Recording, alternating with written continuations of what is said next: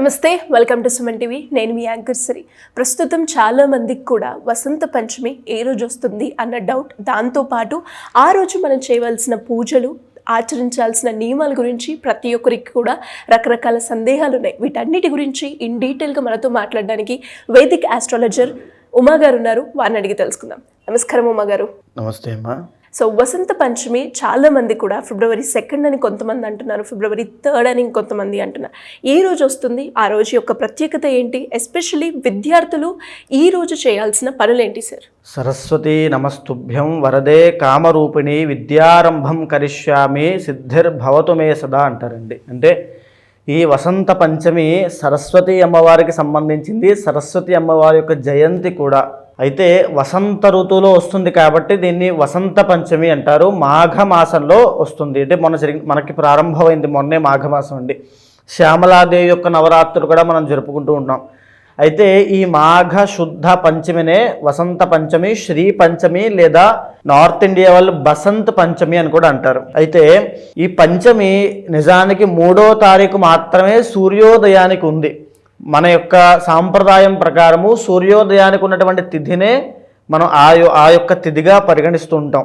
అయితే 3వ తారీఖు మాత్రమే వసంత పంచమి లేదా శ్రీ పంచమి, సరస్వతిదేవి యొక్క పూజ చేయాల్సినటువంటి రోజు. అయితే పంచమి ఆ రోజున సుమారుగా 10 గంటల చిల్లర వరకు ఉంది కాబట్టి ఈ వసంత పంచమిని ఎలా సద్వినియోగం చేసుకోవాలని చాలామందికి ఉంటుందండి. చూడండి సిరిగారు, సరస్వతి అమ్మవారు అంటే వాక్ ప్రదాయిని, వాణి, లలిత కళలకి, మన యొక్క టాలెంట్కి, మన స్కిల్స్కి, నోటితో మాట్లాడి బ్రతికేటువంటి ఆస్ట్రాలజర్స్కి లేదా నోటితో మాట్లాడి బ్రతికే ఎలాంటి వృత్తుల వాళ్ళకైనా, లలిత కళలు అంటే సినిమాటిక్ ఫీల్డ్లో ఉండే వాళ్ళు, యాక్టింగ్లో ఉన్న సింగర్స్ అయినా లేకపోతే డాన్సర్స్ అయినా, ఎలాంటి క్రాఫ్ట్లో పనిచేసే వాళ్ళైనా వాళ్ళ యొక్క ప్రతిభని బయటకు చూపించాలి, వాళ్ళ వెలుగులోకి రావాలి అనుకుంటే సరస్వతి కటాక్షం కావాలి. సినిమా ఫీల్డ్లో ఉన్న వాళ్ళకి కూడా సరస్వతి అనుగ్రహం ఉంటేనే వాళ్ళు రాణించగలుగుతారు.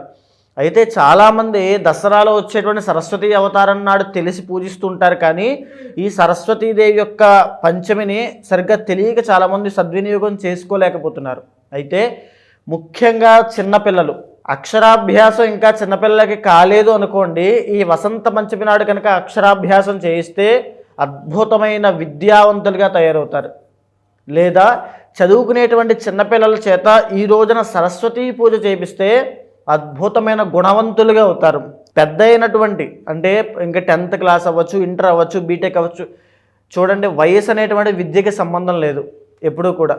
అలా చదువుకునేటువంటి ఎవరైనా సరే సరస్వతీ పూజ చేయడం వల్ల వ్యసనాలు బారిన పడకుండా, చెడు సహవాస దోషం పట్టకుండా, వాళ్ళు విద్య మీద మాత్రమే కాన్సన్ట్రేట్ చేసే విధంగా, వాళ్ళ గుణగణాలు ప్యూర్గా ఉండే విధంగా సరస్వతి అమ్మవారి యొక్క కటాక్షం లభిస్తూ ఉంటుంది.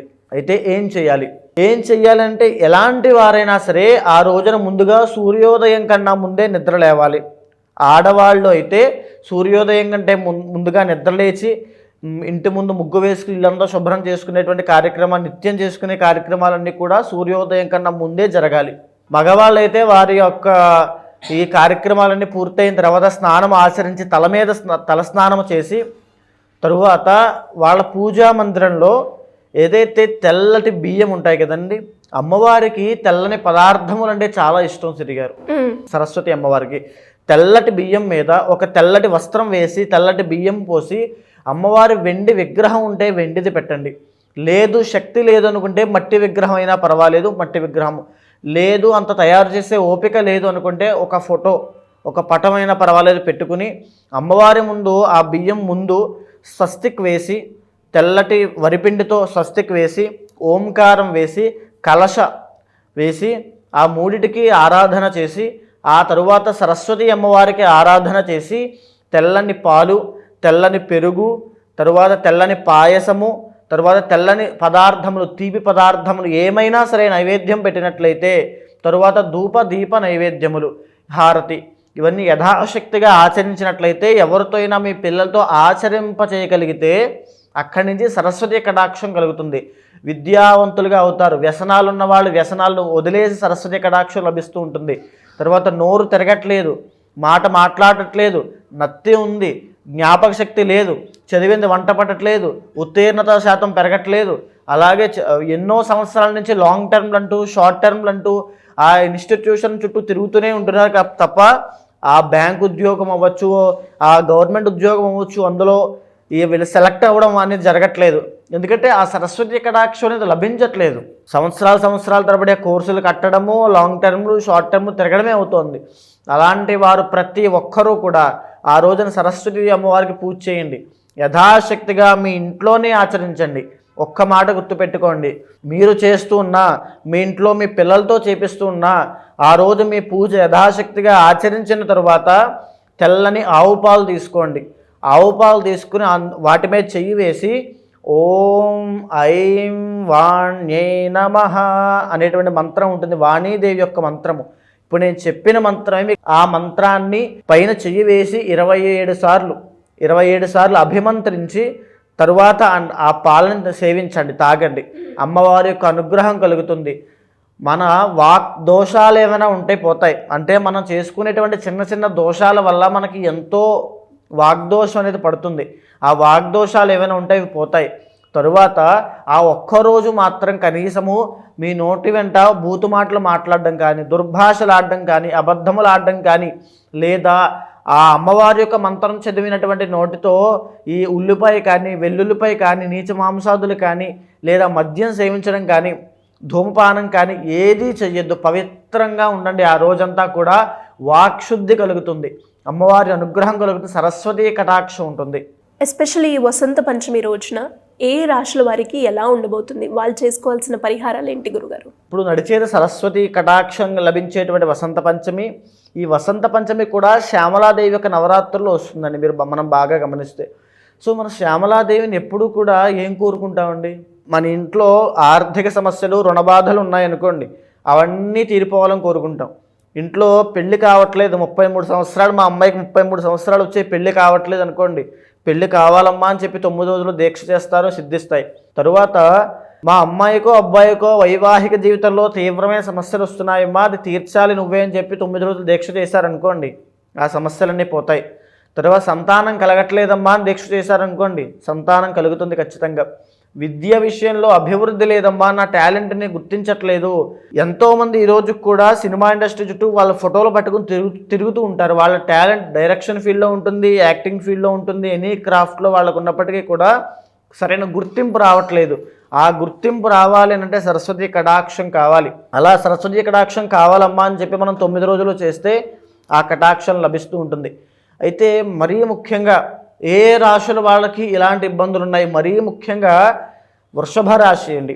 ఎందుకంటే గత 2 సంవత్సరాలుగా కంటక శని ప్రభావంతో వృత్తి వ్యాపారాల్లో తీవ్రమైన ఇబ్బందులు వాళ్ళు పడుతున్నారు. కాబట్టి వృషభ రాశి వాళ్ళు తప్పకుండా ఈ యొక్క వసంత పంచమిని సద్వినియోగం చేసుకోండి. ఇంకా ఎక్కువగా ఎఫర్ట్స్ పెట్టండి అమ్మవారి మీద.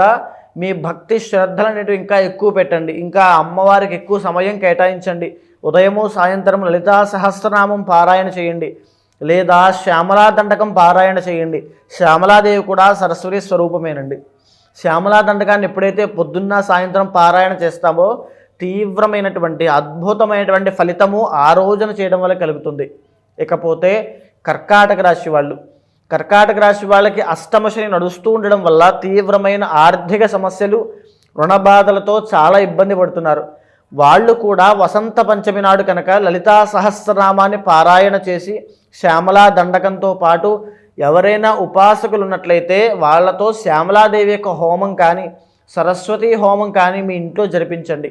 అద్భుతమైనటువంటి రెమెడీ ఇది, చాలా విశేషంగా పనిచేస్తుంది. తరువాత వచ్చేసి సింహరాశి వాళ్ళు, మనం ప్రస్తుత గోచారం చూస్తే గోచార సంచారం ప్రకారము ఈ సింహరాశి వాళ్ళకి ప్రస్తుతం కేవలం 2 గ్రహాలు మాత్రమే కలిసి వస్తున్నాయి, యోగిస్తున్నాయి. కాబట్టి సింహరాశి వాళ్ళు కూడా ఈ వారంలో వచ్చేటువంటి శ్రీ పంచమిని సద్వినియోగం చేసుకుని అమ్మవారి కటాక్షం పొందినట్లయితే ఈ నవగ్రహ దోషాలని తొలగిపోతాయి. తరువాత వృశ్చిక రాశి వాళ్ళకి అర్ధ అష్టమ శని అనేటువంటి దోషం నడుస్తోంది. ఈ దోష ప్రభావం వల్ల గత 2 సంవత్సరాలుగా ఏ పనులు ముందుకు వెళ్లకుండా స్తంభించిపోయినట్లుగా, కుటుంబ సభ్యులతో ఒత్తిడిగా, ఆర్థిక సమస్యలతో, రుణబాధలతో ఎన్నో ఇబ్బందులు పడ్డారు, పడుతున్నారు, పడబోతున్నారు మార్చి 30 దాకా. వీళ్ళు కూడా శ్రీ పంచమిని ఉపయోగించుకుంటే శ్యామలాదేవి నవరాత్రుల్లో కనుక లలితా సహస్రనామం పారాయణ చేసినట్లయితే, శ్యామలా దండకాన్ని చదివిన, ఎవరైనా పారాయణ చేస్తున్నప్పుడు అక్కడ కూర్చున్నా, లేదా శ్యామలాదేవి యొక్క దర్శనం చేసుకున్నా, సరస్వతీదేవి దర్శనం చేసుకున్నా విశేషమైన ఫలితాలు ఉంటాయి. ఇకపోతే మకర, కుంభ, మీనరాశుల వాళ్ళు సిరిగారు. మకర రాశి వాళ్ళకి విశేషంగా ఈ యొక్క మార్చి 30 వరకు కూడా ఏలినాటి శని ప్రభావం ఉంది. వెళ్తూ కూడా వీళ్ళకి ఒక శుభకార్యం అనేటువంటిది చేయాలి. సో మకర రాశి వాళ్ళకి ఏలినాటి శని వెళ్ళిపోతూ శుభకార్యం ఖచ్చితంగా చేయాలి. వీళ్ళ ఇంటర్నల్ జాతకంలో కనుక ఏమైనా దోషాలు ఉన్నట్లయితే ఆ అదృష్టాన్ని, ఆ సర్ప్రైజ్ని, ఆ శుభకార్యాన్ని, ఆ శుభాన్ని, మంగళాన్ని మిస్ అవుతారు ఖచ్చితంగా. సో అది మిస్ అవ్వకుండా, ఏమాత్రము ఆ దోషాలు ఇబ్బంది పెట్టకుండా ఈ అత్యంత శక్తివంతమైన శ్యామలాదేవి నవరాత్రిని సద్వినియోగం చేసుకోవాలి. ఇక కుంభరాశి వాళ్ళకి జన్మశని నడుస్తూ ఉంది ఇప్పుడు మార్చి 30 దాకా. ఈ కుంభరాశి వాళ్ళు మరీ ముఖ్యంగా ఆరోగ్యం పట్ల ప్రత్యేకమైన శ్రద్ధ తీసుకోవాలి. వ్యసనాలు అలవాటు ఉన్న వాళ్ళు డబ్బులు నిలబడక ఆస్తులన్నీ అమ్మేసేటువంటి యోగం ఉంది వీళ్ళకి. కాబట్టి అలాంటి ఆపదలేమీ నాకు, నా కుటుంబానికి, మా ఇంటిల్లపాతికి రావద్దమ్మా అని చెప్పి 9 రోజుల పాటు శ్యామలాదేవి నవరాత్రులు చేయాలి. చెయ్యలేకపోతే శ్రీ పంచమి నాడైనా సరస్వతి కటాక్షం కలగాలి అని చెప్పి చేస్తే అమ్మవారి యొక్క జ్ఞాన ప్రచోదనాన్ని చేస్తుంది. ఏది ఆలోచన చేయాలి, ఏది ఆలోచన చేయకూడదు, ఎప్పుడు ఎలాంటి నిర్ణయం తీసుకోవాలో అమ్మవారు డిసైడ్ చేస్తుంది. కాబట్టి కుంభరాశి వాళ్ళు తప్పకుండా ఆచరించాలి. ఇకపోతే మీనరాశి వాళ్ళకి 2025వ సంవత్సరంలో ఎన్నో స్ట్రగుల్స్ అనేటువంటివి రాబోతున్నాయి. ఎన్నో ఛాలెంజెస్ అండి, ఎన్నో టాస్క్, ఒక టఫ్ పీరియడ్ అని చూడబోతున్నారు. ఎందుకంటే మార్చి 28 దగ్గర నుంచి 30 దాకా షష్టగ్రహ కూటమి, ఏలినాటి శని సెకండ్ ఫేజ్ ఆఫ్ ఏలినాటి శని స్టార్ట్ అవ్వబోతోంది. అదేవిధంగా గ్రహాలు కూడా అన్ని అనుకూలించట్లేదు, యోగించట్లేదు. కాబట్టి మీనరాశి వాళ్ళు డబ్బులు నిలబడకపోవడం అనేటువంటి సమస్యతో ఇప్పుడు బాధపడుతున్నారు, వాళ్ళకి తెలుసు. సో వాళ్ళు కూడా శ్యామలాదేవి నవరాత్రులను సద్వినియోగం చేసుకుని శ్రీ పంచమి నాడు కనుక, ఎందుచేత అంటే మీనరాశి అంటేనే ఒక కాస్మిక్ హౌస్ అండి, కాస్మిక్, అది మీనరాశి కాస్మిక్ రాశి. సో ఏంటంటే ఆధ్యాత్మికత, ధార్మికత, ఈ యొక్క దైవానుగ్రహము వీళ్ళకి తొందరగా కలుగుతాయి. ఆ కలగడానికి జ్ఞానము ముఖ్యం. ఎలాంటి సమయంలో దైవాన్ని ఆరాధన చేయాలనేటువంటి జ్ఞానము, ఆత్మజ్ఞానం కలగాలన్న సరస్వతి కటాక్షం కావాలి. కాబట్టి మీ యొక్క మీనరాశి వాళ్ళకి నేను చెప్పాల్సిన అవసరం లేదు. ఎంతోమంది పండితులు కూడా మీనరాశిలో ఉంటారు. కాబట్టి సరస్వతీదేవిని ఆరాధన చేసి ఆమె యొక్క అనుగ్రహాన్ని పొందినట్లయితే మీనరాశి వాళ్ళు 2025లో అద్భుతమైనటువంటి రిజల్ట్స్ చూస్తారు. ధన్యవాదాలు గురుగారు. నమస్తే అండి.